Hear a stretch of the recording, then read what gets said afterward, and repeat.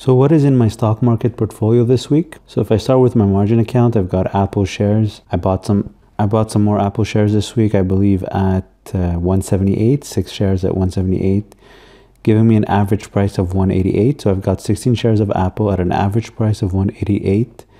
It closed the week at 172. The fact that it's dropping does not worry me at all. I plan on buying some more at around 160. If it reaches 160, I'm going to buy some more. Definitely very confident in Apple. Don't care about all the news that's coming out.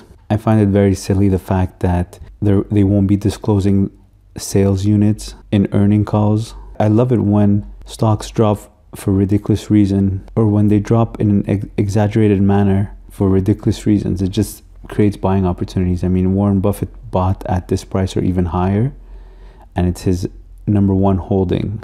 So Apple does not deserve what it's going through right now. Even though I personally don't like Apple products, but as a company that's making 25 billion profit a quarter, 53 billion, 45 billion, 48 billion, 59 billion. That's the profit it's making every year. A company that's making 59 billion profit, 59 billion on 265 billion revenue. I'm sorry, but it doesn't deserve what it's going through. Nvidia got bought 6 shares at 163.50, obviously a little bit high. I actually had an order to buy more at 130, but it didn't drop. It just continued to go higher, closing the week at 145, so I'm down 11%. I'm down 8% on Apple. Got General Electric, about 100 shares at 7.85, closing at 7.57, and I'm down 3.5%. I bought Amazon 2 separate times, giving me an average price of $15.15, closing the week at $15.02, so I'm down 1%. Got Dollarama that I bought at $35, closing at $34.07. I'm down 2.5%. Got MasterCard that I bought at $182, closing at $182 also, so I'm neutral on that one. I've got ExxonMobil that I bought on Friday at $75, closing at 75.49. So most oil companies were down Friday because of the price of oil that dropped, I think 6% or even more on Friday. No one knows how far oil is going to crash, but it's definitely making oil stocks very attractive because they're near 52-week lows, and some of them pay really good dividends. I've got Qualcomm that I bought at $54.50, closing at $55.29. I'll probably sell this at around $60. Got Groupon that I bought at 2.9, closing at 2.97. I'm selling covered calls on this almost every month, so I'll keep it as long as I have to until I'm happy with the market price. I'll try to sell covered calls every month until the stock price reaches around $4 maybe, and then I'll sell it. This stock was actually trading at $6 almost a year ago. Got some Blackstone that I bought at 32, closing at 33.18, so I'm up almost 4% on that. I'm up 2.5% on Groupon, and I'm up 1.5% on Qualcomm.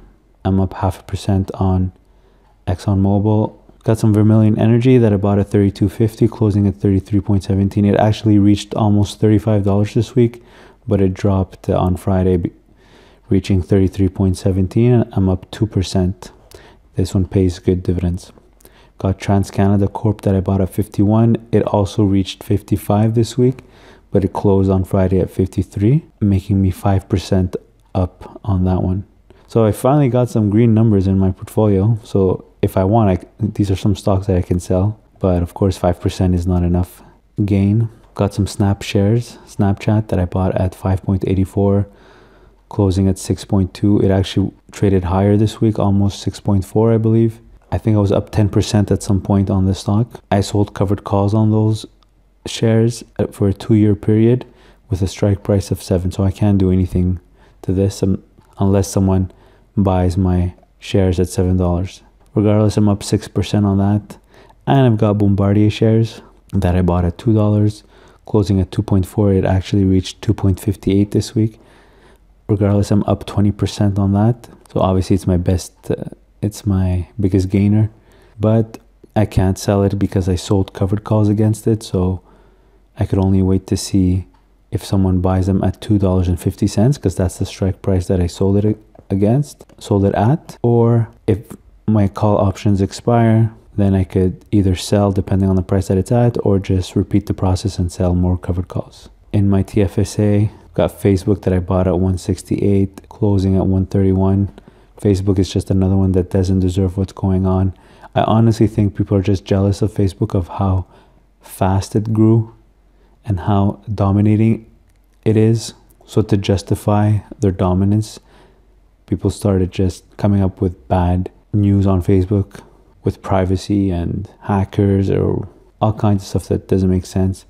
I mean, Google is around forever and it's been doing the exact same thing. No one ever said anything. So just because Facebook is just growing at a tremendous rate, they come up with this. So I'm very confident in Facebook. Eventually it's going to go up. I've got 4 shares that I bought at 10.95, closing at 9.13. I'm down 16%. So I've got 100 shares on 4, so I could probably sell covered calls on that. So let's see what they're worth. Thing is, I bought the stock at 10.95, so I wouldn't want to choose a strike price that's below 10.95. So if I go for expiry date December 21st, let's say, or let's say December 28th, if I go for strike price 11, the last trade was 4 cents. Yeah, so the only one that would work really is the 22 cents here, and that's at 9.50. So it's not safe. So I've got forward options that I bought at $1, closing at 77 cents. So I'm down 23% on that. I've got AT&T that I bought at 32, closing at $29. So I'm down 8%. So I'm pretty much down on everything in my TFSA.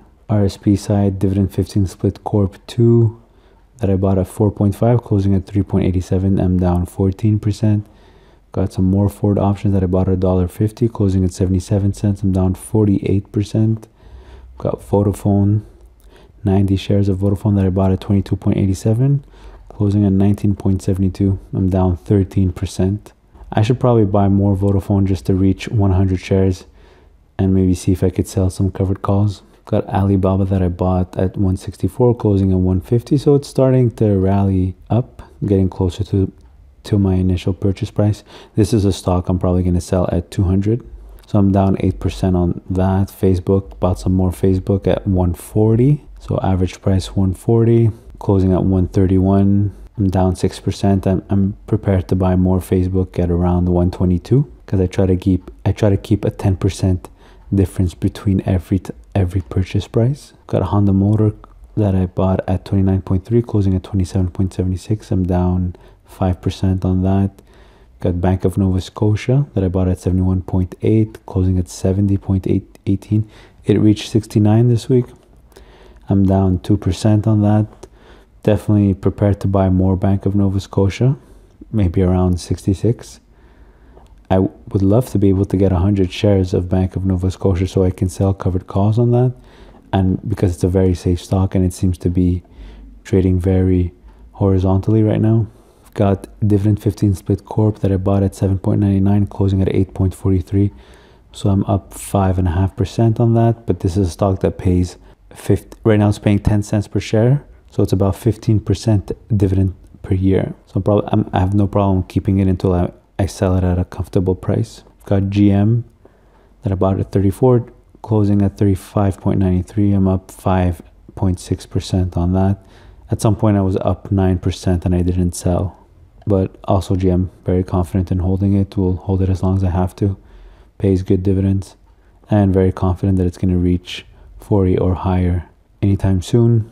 So basically, dividend 15 split corp, the way they're able to pay such high dividends is that they buy big banks, big name companies, and they just keep selling covered calls every month on their positions. And that's how they're able to pay these high distributions. And of course, they don't just have 100 shares of a company, they probably have tens of thousands. So on the Investor's Edge side, in my RESP account, I've got AltaGas that I bought at, I believe, at 14.74. So I'm up 6.5% on that position because it closed at 15.85 and it pays good dividends. I got Bank of Nova Scotia that I bought at 76, closing at 70. So I'm down 8% on that. I got Barclays, I'm down 5.5%. I bought at $9. So I've got 111 shares of Barclays. I could probably sell covered calls on that. Would have to see what it's trading at. So yeah, 10 cents is not enough, of course. Strike price 9 is 20 cents. So that's possible, but that means if the price of the stock surpasses $9 before December 21st, my position will sell at $9. So since I bought at $9, I'm not going to make any profit on it. Let's look at January 18. Strike price $10. Yeah, 12 cents. That would get me about, after fees, would get me $5. So not much, but at least profitable. It would be around 6% a year if I'm able to do it every month. So we'll see what happens, and we'll see if it maybe trades a little bit higher next week. I've got Dollarama that I bought at 40, closing at 34. So I'm down almost 17% on that. Got Enbridge that I'm down 10%. I bought around 48, but it pays very good dividend, so I have no problem holding on to it. I've got Cenovus Energy I'm down 18% on. I've got Dividend 15 Split Corp 2 I'm down 25%. I bought it at 5.17. I've got Enbridge again. I'm down close to 7%. And this one I bought at 46. I've got 95 shares here. So I could probably buy some more just around it, bring it to 100 shares, and maybe start selling covered calls on that. Got Hudson's Bay that I bought at 13.5, closing at 7.83, so I'm down 42%. Could probably do the same thing, buy more shares just to reach 100 shares, and maybe sell some covered calls while I wait for the stock to go up, because I've been waiting almost two years on Hudson's Bay and Cenovus Energy. So definitely I should probably round it off to 100 just to collect something while I'm waiting for these stocks to go up. So I got General Electric that I bought at 17. I'm down 55%. Definitely my biggest loser, 55%. Kraft Heinz bought at 75, closing at 51. So I'm down 30%. Got New York Mortgage Trust, bought at 6. I don't know why it says 4.9, but I should be at par. Probably because it was a stock that I bought with Canadian funds initially, so I'm probably down 5% because of conversion. But I actually bought this stock at $6. And I've got Orange Communication that I bought at 15.75, closing at 16.57, so I'm up close to 5% on that. So I could probably sell some covered calls on New York Mortgage Trust because I've got 300 shares at least. Let's see what it's trading at. So yeah, I've got an order to sell call options on New York Mortgage Trust at 15 cents, but I guess it didn't go through. So it probably doesn't have enough volume to sell. We'll keep an eye on it next week. So this is a stock that gives me 13% dividends per year, but if I can make more with covered calls, I will definitely try. It looks like there's no buyers. There's not enough volume. So yeah, so that's what's in my stock market portfolio. My goal really is to reach this portfolio to at least $500,000 before the age of 40, so that eventually I can start living off the gains, whether it's capital gain or dividends. Let's say I'm able to generate 20% every year. So if I have 500,000, that's 100,000 per year. Whether it's from my TFSA or RSP or margin account, it's still 100,000 per year. So yeah, if you have any questions, leave them in the comments below. Like always, if you can open an account with Questrade to trade on the stock market, use my referral code in the description below the video, so you can get between $25 and $250 back, depending on your deposit. Thanks for watching.